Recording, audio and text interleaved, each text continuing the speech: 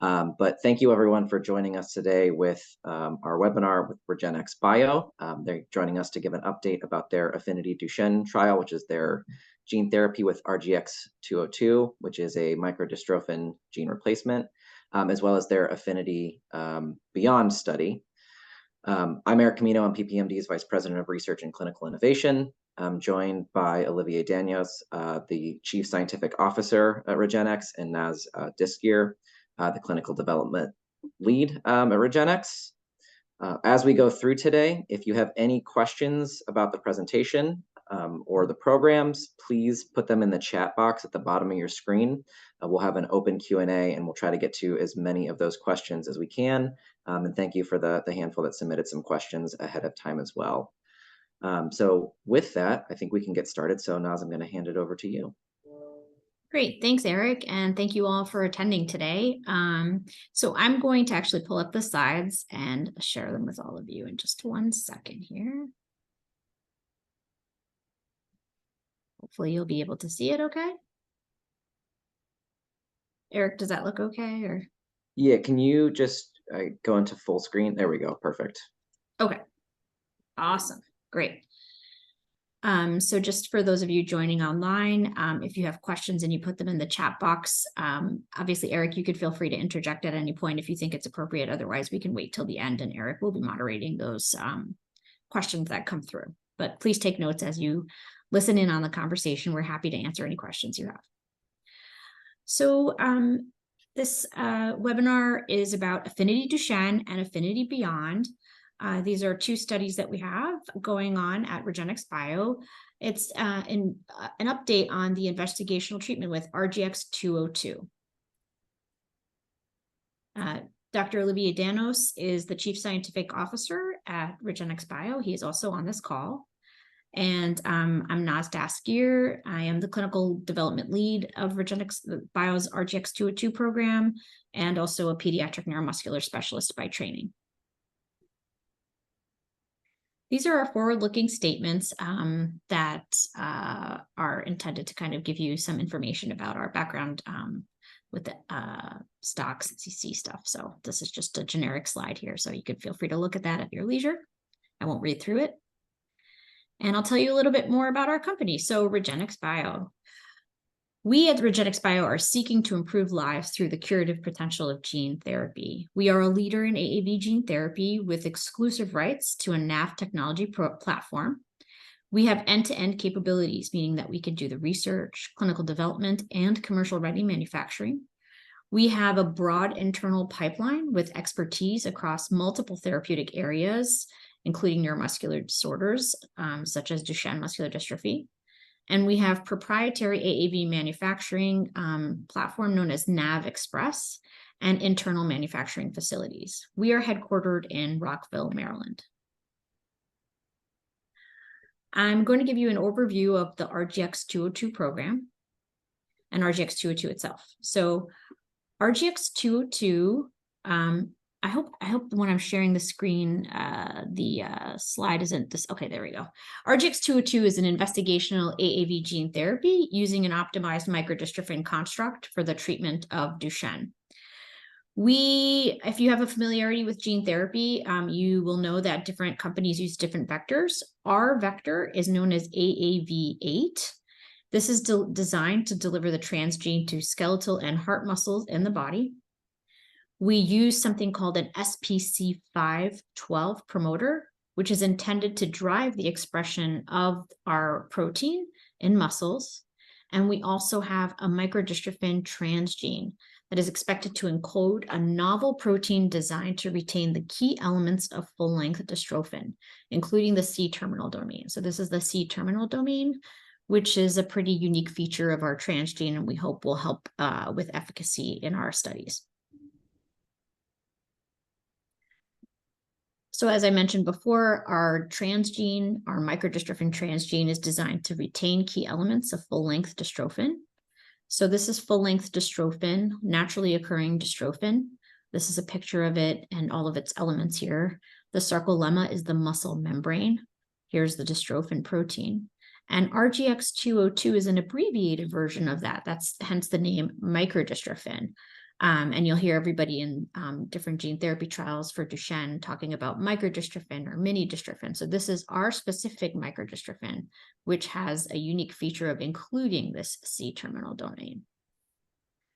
And this dystrophin, microdystrophin, like dystrophin, attaches to the transmembrane proteins here, the dystrophin-associated protein complex, DAPC, and the sarcolemma, and it's intended to help provide muscle membrane stability and hence hopefully improve function. The Affinity Duchenne phase 1/2 study design. So Affinity Duchenne is a phase 1/2 study to primarily test the safety of RGX-202. So this is the clinical trial design. So when you start, any study, you need to do some baseline assessments. The baseline assessments include microdystrophin protein expression through muscle biopsy, muscle strength and function testing, muscle MRI. And during this time, we also initiate some prophylactic or pre-dosing immune suppression. On day 1 of the study, so this is all before day 1, this baseline assessments. On day 1 of the study, we give RGX-202 and then check a follow-up muscle biopsy at 3 months to again check for microdystrophin protein expression. Throughout the subsequent visits of the study, which go on until 12 months, we are checking muscle function and MRI and strength. So our primary endpoint, though, since this is a phase 1/2 study, is safety and tolerability. The study is set up in its design to do a dose escalation and dose expansion. What that means is that we're starting at a lower dose of drug that is thought to be effective, but to what extent, we're not totally sure until we kind of compare it to the higher dose. So we're starting with the lowest effective dose at dose level 1 at 1 × 10⁴ genome copies per kilogram. So we intend to dose 3 patients with 1 × 10⁴, have a safety review, and then after that, if granted the okay from an external safety review board, we then move on to dose level 2. Dose level 2 will also have staggered dosing. So that's one thing I wanted to mention that's not clearly delineated on this slide yet, but we do this in escalating weights of patients. So you might see that there are some stop and go moments where we have to dose one patient, get the okay, dose the next patient, get the okay. So we're dosing based on higher weights. So once we dose our next, once we get the okay from the external safety committee, we can then go to dose level 2. We aim to dose 3 patients here at 2 × 10⁴ genome copies per kilo. Then we have a safety review, and after that, we can do an expanded, a dose expansion of up to 6 additional patients at the higher dose. In parallel, after this safety review, we will also keep open our dose level 1 expansion, meaning that there can be parallel dosing of patients at dose level 1. So we can continue to dose patients at 1 × 10⁴ genome copy per kilo for up to 6 additional patients.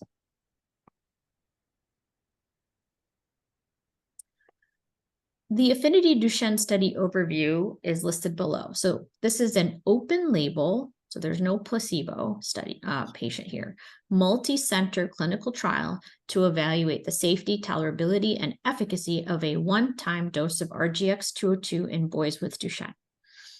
The key eligibility criteria are that these should be boys who are 4 to 11 years of age. So you can be 11 and 364 days, you're included. Once you hit 12, you cannot be included in the study.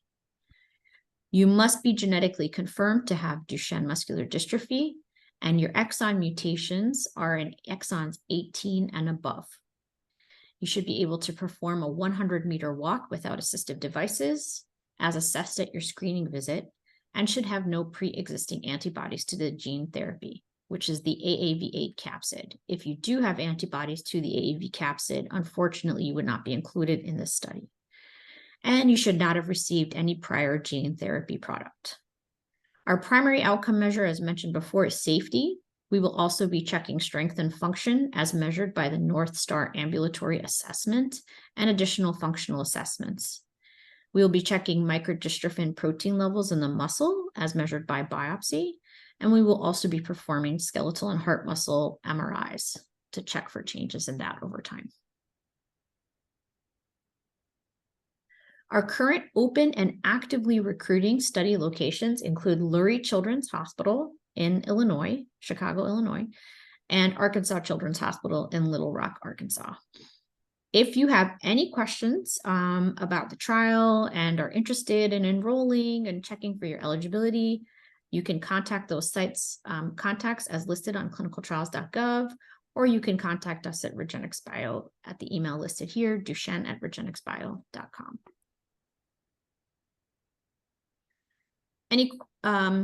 I'm going to keep going, but I don't know if any questions came through that you wanted to talk about yet, Eric, or should I just keep moving on? No, I think you can keep going, and then we'll circle back to some of the slides in the Q&A. All right, sounds good. So I'm going to take this time here to talk about some interim results that we've had in our Affinity Duchenne study. So key baseline characteristics and safety. So RGX-202 was well tolerated with no serious adverse events. We have dosed 3 patients with RGX-202 to date. Their ages are listed here. Their weights are listed also. So we have a 4.4-year-old at 17.8 kilograms, a 10.6-year-old at 28.3 kilograms, and a 6.3-year-old at 26.8 kilograms. Our time to post-administration follow-up since just about last 2 weeks ago, actually, is 6 months, 19 weeks, and 3 weeks. The data cut was on September 28th. It's listed below in the footnotes here. So we have some data from these patients that we would like to share. So for patient 1, the interim data is listed below. We readily detected RGX-202 microdystrophin at 3 months with comparable results obtained via Western blot and liquid chromatography mass spectroscopy, which is another way of measuring your amount of microdystrophin. So the Western blot is listed as this is a picture of the Western blot where you can check for protein levels, and the same with the LCMS. The number is listed here, though. So the RGX-202 microdystrophin expression for this first patient, who is a 4.4-year-old, 17.8 kilogram patient, was 38.8%, normal control. What was also interesting is that we were checking CK levels, and we were checking them a lot from a safety standpoint. And what we had listed, and we've definitely are going to add some more time points to monitor this, was to check it again at 60 days or weeks 10. And we noticed that the average baseline CK level in our patients during the screening period was around 15, for this child, was around 15,278. By week 10, this had dropped to 8,692. So this is about a 43% reduction in CK levels. And as you know, as a patient community involved with your patients with Duchenne muscular, your children with Duchenne muscular dystrophy, or your patients, elevated CK levels are associated with muscle injury. For our second patient, I'm going to refer to this table right here. We're looking at the RGX-202 microdystrophin at 3 months in the second patient, who was 6 years old, and 28.3 kilograms at dosing. And his microdystrophin expression was 11.1%. And again, his CK levels also dropped by about 44% from an average baseline value of 17,437 to 9,756. This is a sample muscle biopsy from patient 1. This muscle biopsy is collected from the biceps at baseline and 3 months post RGX-202 administration. This first picture here shows that the dystrophin is lining the sarcolemma, or the muscle membrane of all of the muscle fibers here. That is a patient that's not affected by Duchenne muscular dystrophy. The baseline in this patient did not show any sarcolemmal staining. And at 3 months, we see that there's increased sarcolemmal staining around a good number of the muscle fibers, as noted with the microdystrophin protein expression in our prior slides. So we're very hopeful and enthusiastic about these results. So a summary of the interim results. Safety. So RGX-202 at the first dose level of 1 × 10⁻14 was very well tolerated in 3 patients with no serious adverse events. In our biomarkers, we readily detected RGX-202 microdystrophin in the 2 patients at dose level 1 at 3-month follow-up, with comparable results obtained via 2 separate analytical methods, the LCMS and the Western blot. The RGX-202 microdystrophin localization to the sarcolemma or muscle membrane supports the expected distribution in muscle tissue. We know our drug is getting to the right place. And serum CK levels meaningfully decreased after RGX-202 administration, and we see this as representative of improvement in muscle disease. With this in mind, we are accelerating clinical development. So dose escalation, we are now changing our our study design to kind of address moving a bit more quickly with our study. So the dose level 1 interim results and new preclinical data support immediate escalation to dose level 2. Again, we're having a formal safety review, but there's no concerns from that standpoint to prevent us to getting to this dose level 2. Dose level 2 is expected to initiate by the end of 2023. We expect to make pivotal dose determination and initiate a pivotal program in 2024. What that means is that we're going into a phase 3 portion of our study to try to kind of expand our patient pool and test our efficacy of our drug even further. We are looking to have an accelerated approval by filing a BLA using accelerated approval pathway with microdystrophin as a surrogate endpoint for clinical benefit. And the material from the REGENXBIO Manufacturing Innovation Center is ready for dose escalation, expansion, and the process is in place for a pivotal program, meaning that our manufacturing facility is ready to support moving forward with this study. One note here on this trial design is that after the safety review, we get the green light to go to dose level 2. Instead of what we originally had as 3 patients dosed at dose level 2, we're going to stagger just 2 patients at dose level 2. That will let us go into an expanded phase of our dose level 2, which can enroll patients in parallel and help us complete the study more quickly, as opposed to waiting for additional safety data before we pass on to the next patient. So we're hoping that this will help us complete the study more quickly. Next, I'm going to talk to you about Affinity Beyond. This is another study that we have that checks the anti-AAV8 antibody assessment of boys with Duchenne muscular dystrophy. This is an important study because we need to understand the prevalence of AAV8 antibodies in boys with Duchenne, and also identify those who may be eligible for our study or future trials. So it gives us an idea of what the potential therapeutic landscape is for us, and if we need to be thinking about other measures to address, including additional patients in our study. The participation consists of a phone and/or video interview and a visit with a collection of blood. The study may enroll up to 200 U.S. patients, and the key eligibility includes boys aged 0 to 11. You must have a diagnosis of Duchenne muscular dystrophy, and you should not have received any prior gene therapy product, as that may skew your results. This barcode here will help you get to the clinicaltrials.gov link if you're interested in learning more. This study is really great in that you can call to get enrolled, and all of the visits can take place over the phone and at home, so you don't have to travel. And thank you. I just want to thank you again for including us at REGENXBIO. We know the true value of connecting with the Duchenne community.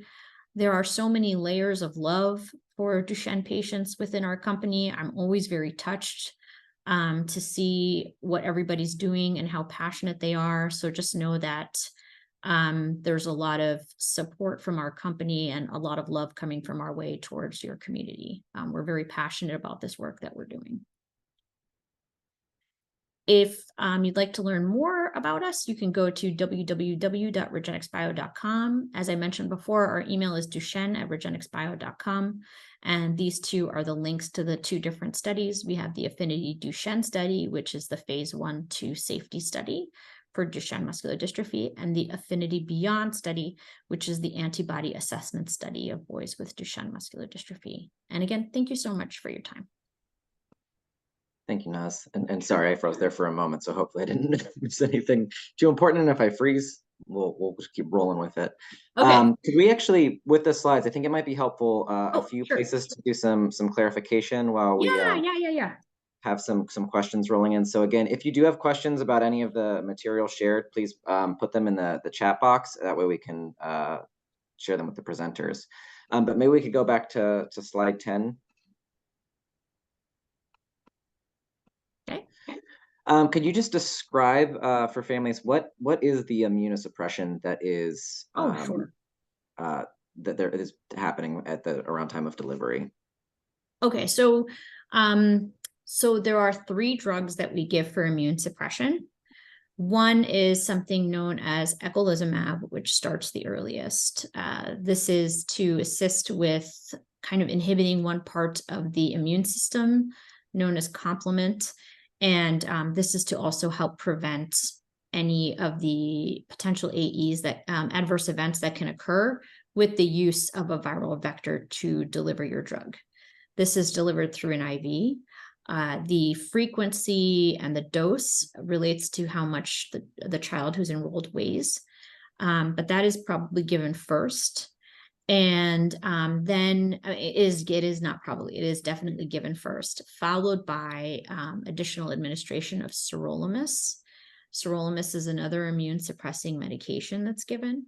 And then after that, we give higher dose prednisone or prednisolone for additional immune suppression. And that usually starts just the day before we give RGX-202.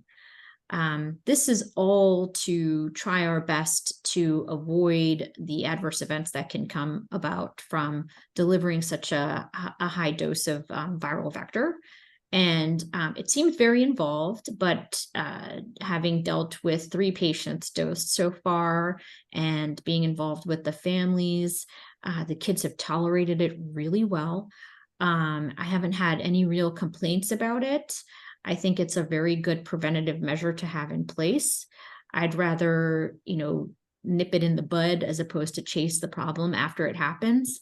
And this is not a permanent immune suppression. This is something that continues and ends around week 12, like in completion totally.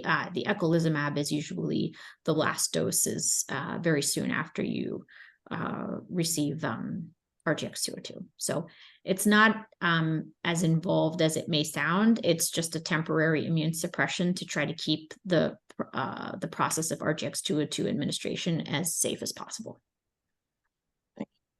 And I think a lot of the families are probably familiar with the higher dose of kind of prednisone at that time and that kind of continuation. But as we have kind of new learnings and these are layered on, it's always helpful to help familiarize some of the families. Sure. On slide 11, I think this is something we've seen more and more is the mutation restriction with gene therapy. And it would just be helpful, there might be new families who haven't seen any of this. Could you just walk through kind of what the rationale is for that exclusion of those with mutations in exons 1 to 17? Sure. So basically, a lot of the gene therapy studies actually have meetings together to talk about toxicities in a very nice way, because this is a very new field that we're all a part of, and it's really history being written. And so a lot of what we've learned about these exclusions has to do with prior children who've been dosed with gene therapy, particularly gene therapy for Duchenne muscular dystrophy. And there were a few in some other studies who had some serious adverse events. And a separate group led by Dr. Carson Bonneman and Dr. Francesco Montoni, did an analysis to try to see what was common among those children who were having the adverse events. And basically what it boiled down to is that they all had these earlier mutations. So as a result, these patients started to be excluded from the studies. The exclusion really doesn't have to do with the complement response that I was talking to you about from earlier, meaning the immune response to the vector, but rather an immune response to the transgene itself.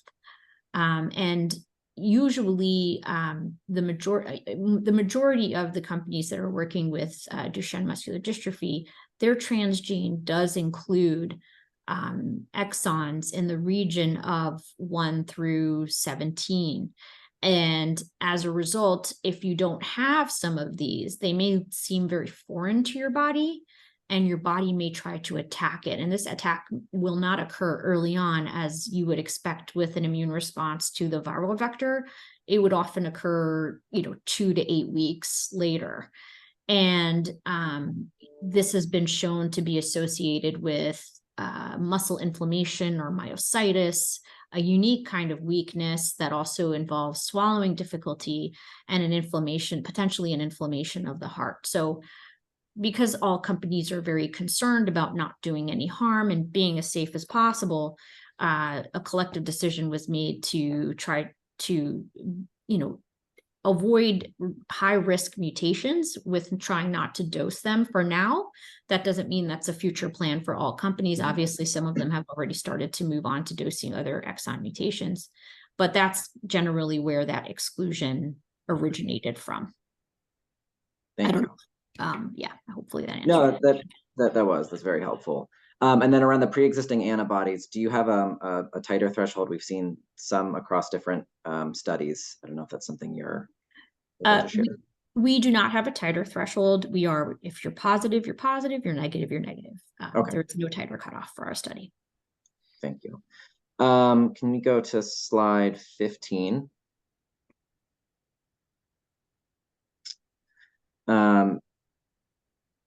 So here, yeah, just again for families who may be seeing this kind of for the first time. So talking about something like a Western blot, just the percent normal being from a healthy individual where they're expressing full length dystrophin in all of their cells, and this representing about a 40% expression of the RGX-202 microdystrophin construct. Correct.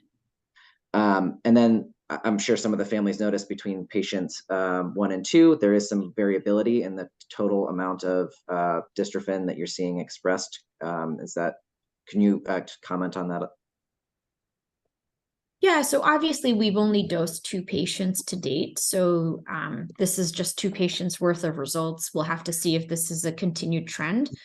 But we have seen this in other studies as well. Even outside of our company, that sometimes there is variability of percent microdystrophin expression, a lot of times being less prevalent in older patients, but also just variable expression throughout, whether you're young or old. So we're not sure if this variability is because of the patient's age or just natural variability by itself. What we can say is that when we look at the fibrosis content or the scar tissue fibrofatty content of an older child, as was the case with this patient, there's often more fibrosis and scar tissue, and how much muscle is there to transduce or have the RGX-202 effect in if there's more fibrofatty changes. That's one argument you can make, but obviously this is very early in the study, and we'll have to get more data to kind of see if this is a consistent trend. Yeah, that's fair. I think it's an area that we're still all trying to understand as we get more data and as the field kind of learns collectively there. So thanks. And on the next slide on 17, was that just for this? Was this patient 1 or 2 who's that we're seeing here on the 3-month? This is patient 1, the 4.4-year-old. And then on slide 19, so this is the change in the trial design. So just to clarify, because you said that it's after the 2 patients are dosed at the higher level, provided it is safe and you kind of get the ability to transition, are you doing all of the, sorry, are these doses happening in parallel? Will patients be randomized to one or the other? Or are you trying to move more patients to dose 2 and getting enough data there to then kind of move to your pivotal study?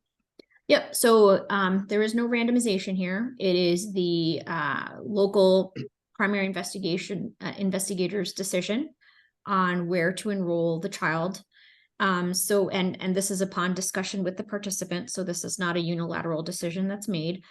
So now that we've dosed our 3 patients with dose level 1, we have this dose level 1 expansion open as something to fall back on, potentially for heavier patients, or God forbid there's like an adverse event with the higher dose. We don't want to close out our lower dose where we've established safety. So we have our 2 patients dosed with dose level 2, but I can foresee a scenario where no one will really want to enroll their patients into dose level 1 once we establish safety in dose level 2 after we dose our 2 patients there and have a safety review that says it's okay to proceed with the dose level 2 expansion. Thank you. That was really helpful clarification. Sure. And then for the Affinity Beyond study, are the results of that, so that for the patients who participate, will they receive their results back in terms of whether they are positive or negative? Yes. For AAV8 antibodies? Yes. So we are using a CLIA certified commercial lab to do AAV8 testing, and you will be able to get a copy of that test report. And will that just be sent to them, or is there someone who's helping kind of explain to the families kind of the significance of that? Sure. So there's a central primary investigator currently through the Rare Disease Research Group in Atlanta, Georgia. Mm-hmm. And I know the primary investigator there is Dr. Han Fan. I think she has some sub-investigators as well that may assist with this. But upon receipt of the results, she will have a follow-up call with the patients to discuss the implications of positive or negative results. Great. And then I guess is just a clarifying for families who are interested in doing this. This does not guarantee any, future participation in a clinical trial. And this also, I assume they would have to rescreen if they were participating in a future trial to receive RGX-202. So it's a great question you asked. So it does not guarantee admission into the trial, but it definitely puts you on a wait list for sure. So we know you exist. And it also helps put your mind at ease if you're worried about your kids getting dosed and you're like, what if your child comes back positive, then you're going to have to look elsewhere for a different drug that would hopefully not cross-react with AAV8. Obviously the eligibility of this study is a little bit different of an age range. So if you were under the age of 4, you would not be eligible for Affinity Duchenne, but at least you would know that maybe if we go to pivotal and your child, by the time we get to pivotal, ages in, that would be one thing to consider. The other thing is that your child would still have to meet the inclusion criteria for Affinity Duchenne, which would include having a time to stand that's greater than or equal to 3 seconds and less than 9 seconds, and they're able to complete a 100-meter walk, and all of the baseline cardiac, respiratory, renal, kidney function testing to make sure that you're safe to proceed with the study. So that's where you would have to make sure that you're okay to fully enroll. But once you get your results, like for example, if you are found to be negative for the antibodies, then the way the study is set up is that Dr. Fan will have a conversation with you. She'll let you know what sites are available. We hope to have some more sites up and running very soon in the country. And basically, we would not be able to reach out to you at that point. You would then take the initiative upon yourself as a parent to then reach out to the site if you're interested in participating in the study. And I think it's always worth having a discussion with the site just to get to know the trial. Having a discussion with the site does not force you into the study in any way or create any obligation on your end. And even if you were to get into the study and you were having cold feet, I always tell patients, like, always remember it's worth it communicating. You always have an out if you're not interested or if you're stressed out about a certain situation, but it's worth reaching out and learning more about the main study, and seeing if this is something that you and your family want to participate in. Thank you. And then I have two questions kind of around that came in from previously submitted and then in the chat around kind of AAV and the immune suppression. So are there any plans to monitor patient any type of for AAV antibody levels after dosing with the immune suppression strategy you have to see the impact that it's having potentially on AAV or anti-AAV antibodies? And is there an expectation at all that this would help enable something like redosing, or just more of a safety measure for this administration? The way we have it set up right now, it's just a safety measure for administration of the drug. So it's not on long enough. We do check AAV8 antibodies, but you would expect them to go up after dosing, but we don't continue immune suppression to a point to allow for redosing, nor is it the objective of the study to check for that.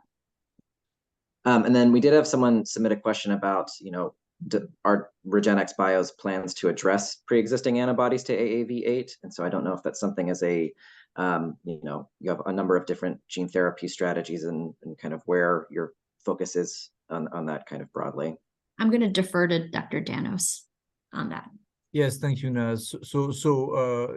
Yes, we do look into different technologies to reduce the pre-existing antibodies, and this is something that the community has been doing. Our peers in the industry, the research came up with various ways of reducing the levels of antibodies that could be really beneficial. Maybe we don't need to eliminate all the antibodies as well. Maybe some level of antibody is still okay. We have taken a very conservative approach in this initial trial to only include patients that do not have a detectable antibody with our assay. But one of our goals is to eventually increase this population and allow in patients with some levels in the future. For patients with higher levels, we are developing ways to reduce the antibodies. Those are existing technologies. We need to adapt them to the DMD population. We need to test them in clinical trials, and this is all coming behind the current our current work. This is not included in this trial for the moment.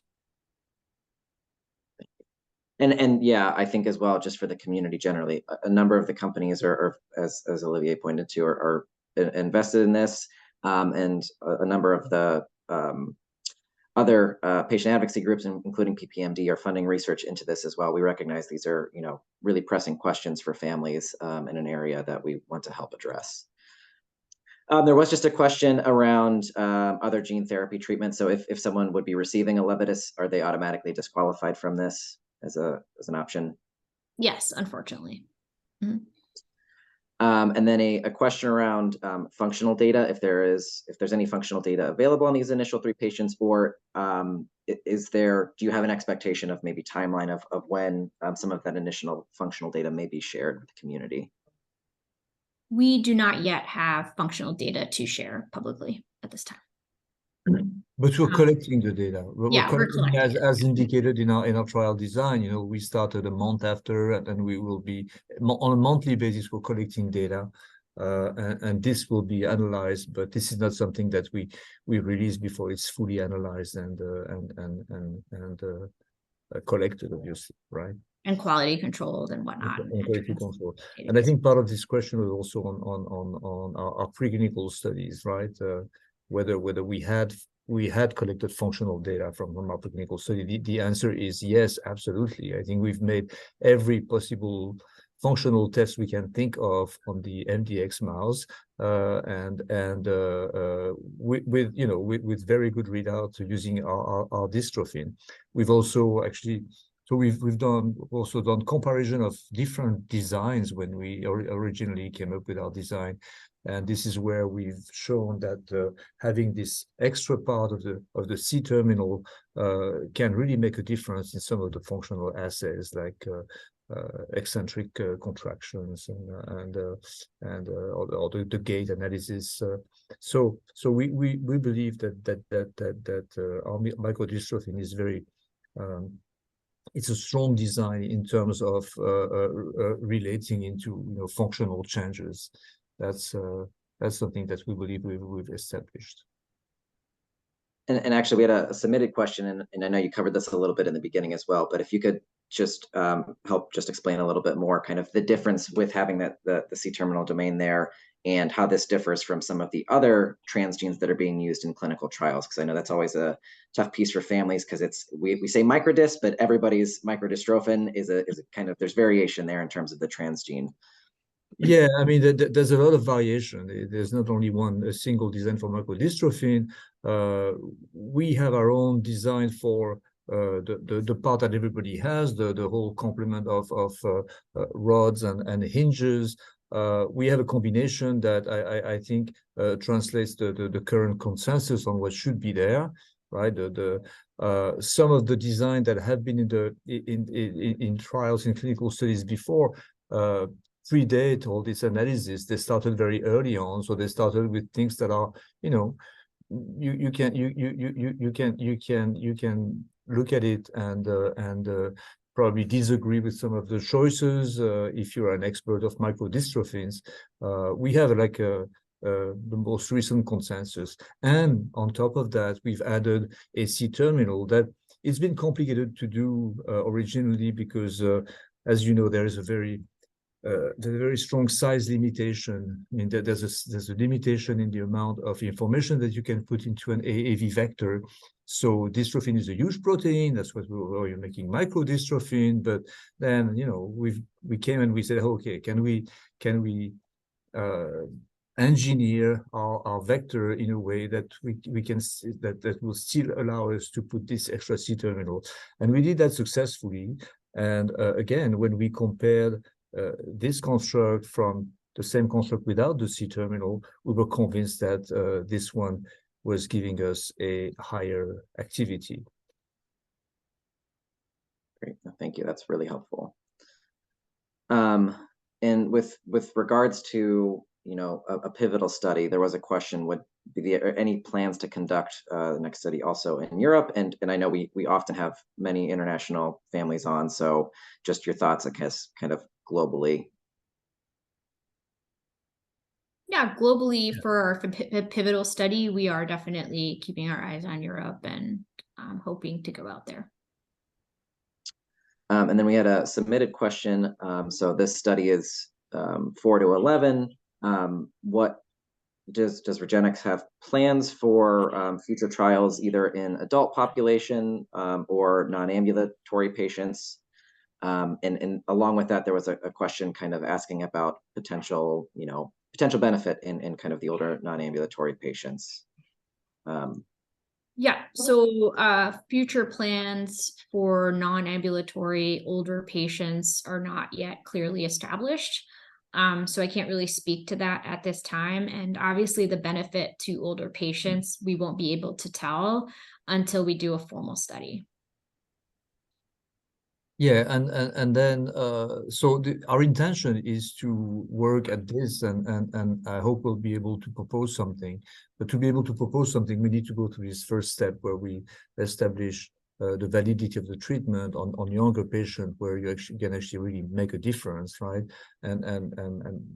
So we need to figure out whether there could be a benefit in, for instance, stabilizing the disease in the older patient, and here it's not clear that microdystrophin level will really be predictive to the clinical outcome. So it's getting a bit more complicated. So obviously we need more time. We need data from this trial before we can go into this more difficult and more ambitious task of treating the older patient, the non-ambulatory patients, right? But as much as we, this is our intention to be able to contribute to that. And then please know that we do recognize that preserving heart and lung function is super important. We understand that for our older non-ambulatory potential patients. So we do understand this need. So just so you know where we're coming from.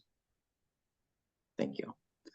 And then we had a question around the currently excluded group in the 1 to 17. If there are plans to expand to try and include that, and I know we've seen, again, across the space, there's been different approaches to this in terms of narrowing that down. So if you just share kind of what your maybe current thoughts are, obviously very early stage still for you and at this point. So yes, because it is very early stage and we do not yet have a clearly established safety profile in our low risk, I would call them, this is just me calling it this, low risk mutation patients. We have to hold off on dosing the moderate or higher risk mutations because those are still just being explored and delineated. We're very actively participating in a lot of toxicity meetings to get a better idea of what genes, what specific exon mutations are safe or not safe from an immunogenicity standpoint to the transgene to dose.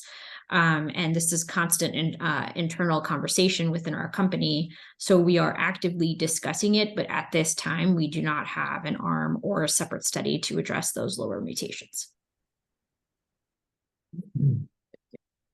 And then we had a question around essentially, and this has come up in other gene therapy clinical trials as well. Does REGENX have essentially a sibling protocol is usually what we're referring to, where if one of the siblings is outside of the age range of the study, is there any ability through kind of expanded access or for REGENX to approach that? I don't know if that's something that you all have thought about as a company or something that you're exploring. I in particular have not come across the scenario where we have one sibling eligible and one sibling not. But I guess if it were to come to that, we don't have something established to address this, but sometimes there are emergency situations where maybe a unique primary investigator can address that. But I mean, that would be if the patient still potentially met our inclusion criteria, which would be harder to do if you have an older sibling. And then a question around some of the initial CK expression. Just is there that initial drop? Someone asked if that was possibly as a result of the increased steroid dose, and I assume you're going to continue to collect that, so we can also evaluate. But if you had any comments there. Yep, we definitely added extra data points to monitor this because of that. Honestly, like because of my pediatric neuromuscular medicine background, I was like, there's no way the CK is going to drop like that. It's blah, blah, blah, blah. But then I saw it and I was like, oh my God, this is unbelievable. So that being said, we're going to collect more data points. Can this be influenced by the steroids? Great question. We have our kids with higher CK levels get started on steroids, and typically the steroids don't affect the CK levels. So going on standard of care dosing of steroids doesn't affect the CK levels typically. Now we're adding additional steroids on top of that. I personally don't think that it should, but I can't speak to it unless I had like clear data. Is there a scenario where if you reduce inflammation within the muscle cells, because Duchenne muscular dystrophy is an inflammatory process as well, if you reduce additionally reduce inflammation in the muscle membrane, can you reduce the leakiness of the muscle membrane? I could see a scenario where that can happen as well. I mean, I think the end point is that we're not totally sure. Getting future data points when the kids are fully off of their immune suppression regimen, I think will really speak to this. So we'll have a better idea of whether or not there's an impact from the from the steroids on there. But I do doubt it, honestly. And then we had a question around vamorolone. If at the end of this month, if there is an approval and if patients were on that, is there any